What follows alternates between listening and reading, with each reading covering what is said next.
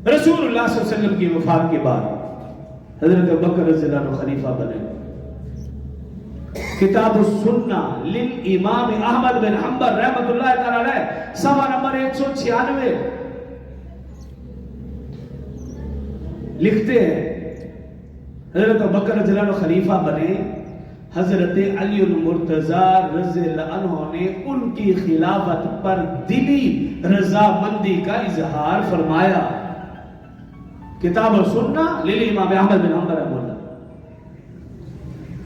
دلی رضامندی کا اظہار فرمایا. اور پھر آگے لکھتے ہیں اور اس رضامندی کا اظہار زبان سے یوں فرمایا. حضرت علی رضی اللہ عنہ، حوالہ بھی دے رہا ہوں، اور یہ حوالہ اور یہ بات ان کی کتابوں میں بھی درج ہے. اس کا اظہار کیسے فرمایا؟ جس شخص کو رسول اللہ صلی اللہ علیہ وسلم نے دین میں ہمارا امام بنایا ہو، نماز میں ہمارا امام بنایا ہو، ہم دنیاوی معاملات میں اس کے علاوہ کسی اور کو کیسے امام بنا لیں؟ یہ جملہ کہا حضرت علی المرتضی رضی اللہ عنہ نے حضرت ابوبکر رضی اللہ عنہ کی خلافت پر.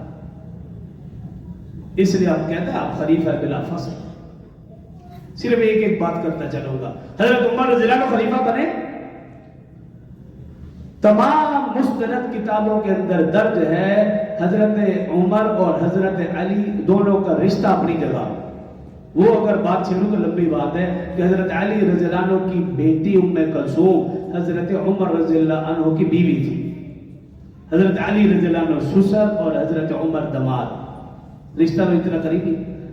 لیکن حضرت عمر رضی اللہ عنہ خلیفہ بنے، ان کے مشیر خاص سے لکھا ہے جنگوں کے دوران رات کے آخری حصے میں حضرت عمر اور حضرت علی کافی دیر تک تنہا بیٹھ کر دونوں مشورہ کرتے رہتے تھے. اشداء اور کفار تو تھے لیکن رحماء بینہم آپس میں رام دل تھے. حضرت عثمان رضی اللہ عنہ ان کے گھر کا باغیوں نے محاصرہ کیا. حضرت علی المرتضی رضی اللہ عنہ نے اپنے دونوں شہزادے الحسن والحسین سید شباب اہل الجنہ، جنتی نوجوانوں کے سردار، دونوں کو شہزادوں کو بیٹوں کو حکم دیا جاؤ عثمان غنی کے دروازے پر جا کر پہرا دو، کوئی دور دماد رسول کو نقصان نہ پہنچا. رشتہ داری دیکھی اور ان کے دورے. اور پھر اگلی بار حضرت علی رضی اللہ عنہ کا اپنا دور خلافت آیا. منہاج السنہ جلد نمبر 15 صفحہ نمبر 596 کے اوپر لکھا. کتاب کا حوالہ بھی دے رہا ہوں. اور اس بات کو علامہ ڈاکٹر خالد محمود رحمۃ اللہ علیہ نے اپنی کتاب خلفاء راشدین وہاں بھی درج کیا. اور ڈاکٹر علامہ خالد محمود رحمۃ اللہ کیا فرماتے ہیں کہ حضرت علی رضی اللہ عنہ کا زمانہ خلافت تھا. فرماتے ہیں اور ساتھ یہ بھی لکھتے ہیں کہ یہ بات 80 واسطوں سے حدیث کی مستند کتابوں میں یہ بات درج ہے. 80 واسطوں سے انہوں نے لکھا اور حدیث کی مستند کتابوں کے اندر یہ بات درج ہے کہ جب حضرت علی رضی اللہ عنہ کا زمانہ خلافت آیا انہوں نے ایک فرمان جاری کیا اور وہ فرمان گاہے بگاہے ان کے پورے جو دارالخلافہ تھا، جو علاقہ تھا، وہاں وہ فرمان گشت کیا کرتا تھا. اس فرمان کو گشت کراتے، بار بار لوگوں کو سناتے پڑھ کے. وہ فرمان کیا تھا؟ خیر الامت بعد نبیها ابو بکر ثم عمر. خیر الامت بعد نبیها ابو بکر ثم عمر. یہ فرمان لکھ کر حضرت علی کے زمانے میں، ان کے دور خلافت میں، ان کے علاقے میں یہ فرمان لکھ کر اس فرمان کو جگہ جگہ سنایا جاتا، پڑھایا جاتا، جس کا ترجمہ یہ تھا اگر کوئی شخص ابو بکر اور عمر سے مجھے زیادہ افضل کہے گا میں اس کو وہ سزا دوں گا جو مفتری کو، یہ لفظ کتاب میں اس لیے میں بول رہا ہوں، جو مفتری کو یعنی جھوٹے کو سزا دی جاتی ہے.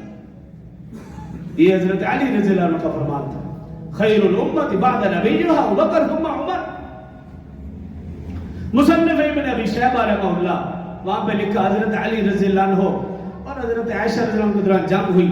اس کے بعد وہ جنگ تو خیر غلط فہمی کی بنا پر ہوئی. اس کے بعد حضرت علی رضی اللہ عنہ کے ساتھیوں میں سے ایک ساتھی نے حضرت عائشہ رضی اللہ عنہ کے بارے میں نامناسب الفاظ کہنا شروع کیے. حضرت علی المرتضی رضی اللہ عنہ نے اس کے منہ پہ ہاتھ رکھ دیا اور کہا خدا کی قسم حضرت عائشہ رضی اللہ عنہ دنیا اور آخرت میں رسول اللہ صلی اللہ علیہ وسلم کی زوجہ ہے. حضرت علی رضی اللہ عنہ حضرت امیر معاویہ رضی اللہ عنہ کے درمیان غلط فہمی کی بنا پر جنگ ہوئی اور جنگ کے بعد طبقات سعد میں لکھا جنگ کے بعد کسی شخص نے کہا پوچھا اے امیر المومنین جو حضرت امیر معاویہ رضی اللہ عنہ کے ساتھیوں میں سے جو مارے گئے ہیں ان کے بارے میں آپ کا کیا حکم ہے؟